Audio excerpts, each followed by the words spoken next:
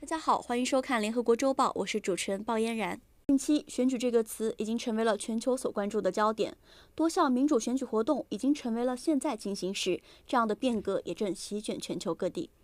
作为行使这一重要权利的我们，更应该去深入了解如何有效地保护自己的权益，以及联合国在这方面到底为我们提供了哪些保障。 Elections coming up, there's a lot happening, and the lines seem to be blurred.The opening words of the UN Charter, "We the Peoples," reflect the fundamental principle of democracy, that the will of the people should rule above all.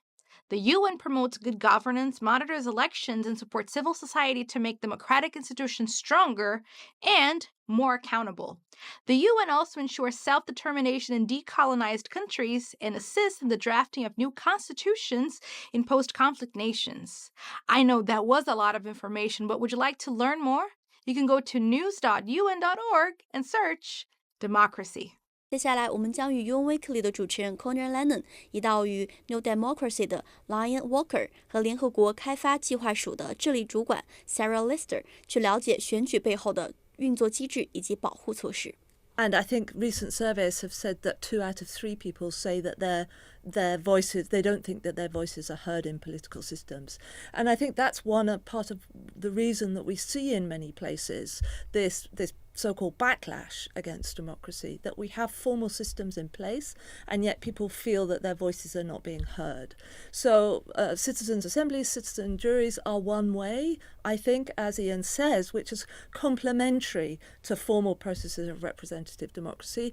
And there are other ways as well. And all of them are predicated on a kind of a range of democratic institutions that need to be in place in society for them to function well. There needs to be open civic space. There needs to be civic literacy amongst people. So part of what we're doing at UNDP is broadening the conversation beyond that of just elections and saying, what do societies need to have in place, and what are the institutions and processes for democratic principles to be at play? Everyone has, I guess, an honest interest in this, but there are bad actors out there as well. And what do you do in that situation when you are in a situation where, for example, the people in power are anti-democratic? They don't have interests in hearing everyone's views. What are the limitations on what you can achieve? And I'll start with you, Sarah. Well, that's obviously an excellent question. And there's not one simple answer. I mean, I would premise it by saying that it's important that we are working before we get to that situation also, so that governments and other authorities are able to deliver for people, and that public sectors are delivering and governance is functioning well. So prevention is important in this. But there are contexts which are very complicated and we all know of them. But in our experience, there are always pockets of democracy and pockets of people, champions for democratic values in different spaces and places. And sometimes that means working more at local governance level. Sometimes it means working within sectoral initiatives. Sometimes it means going a level up and actually looking at regional opportunities to support democratic principles. So it is around looking for different entry points and different processes that can be used to keep space open for democratic action of different types. That is how we would approach it. But democracy is hard work, isn't it, Ian? You have to invite people to come to these workshops. They have to spend time with you. Democracy can be messy. It doesn't always immediately lead to a clear answer. And the thing that authoritarians, populists can sell is a clear, seemingly a simple message, a cut through to all of these discussions and all the rest of it. And if people aren't as engaged as the people in your workshops, that can be quite a seductive thing. Someone once said, didn't they, democracy is the worst form of government apart from all the other ones. Yeah. So why should we stick with democracy? I'll start with you, Ian.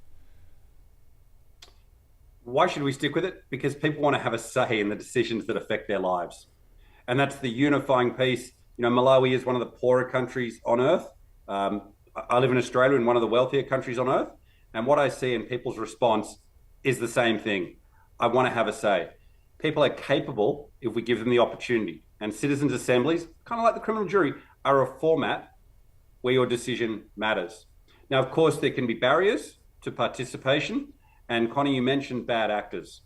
Anything can be cheated. I mean, you can cheat an election in many different ways. You can cheat a citizens' assembly.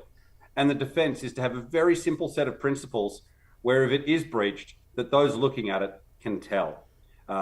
Rules around the random selection. If this is done out of house, not within a government, it's very hard to manipulate a lottery selection. Conor, if I could manipulate a lottery, I wouldn't be sitting here talking to you. I would have bought an island.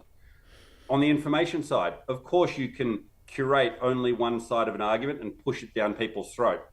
But a design that always allows the citizens to pick their own sources is a great shock absorber for that. So I won't do chapter and verse, but why I'm optimistic on democracy is you see it everywhere. 如果您想了解目前联合国针对全球民主选举所做出的一些方针以及政策，可以在视频下方的信息栏中找到相关的链接。感谢您的收看，我们下周再见。